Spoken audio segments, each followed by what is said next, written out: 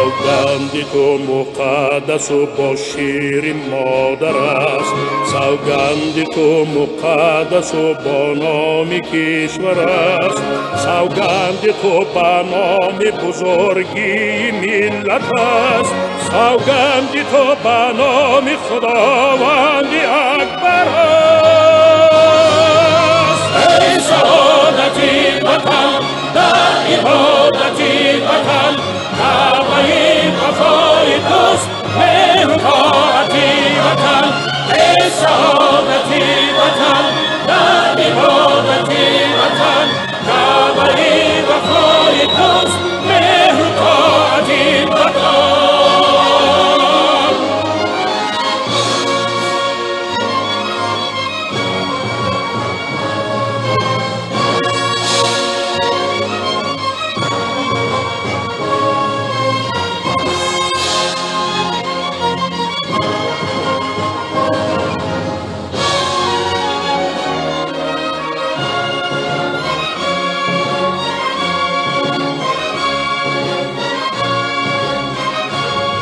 هر کس رود بر راه تو بالا گذر شود، بر مادری بزرگ و وطن معتبر شود.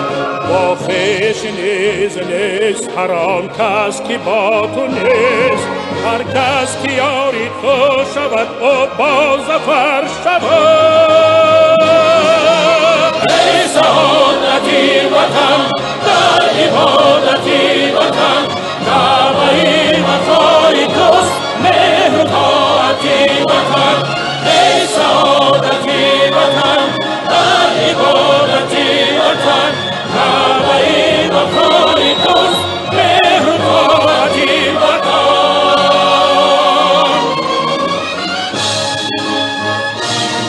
با توست هر کی مهر و وفا را شناسد و پیغمبر زمین و سما را شناسد و در جان خویش جان وطن را ببیند و خلق عزیز و خلق خدا را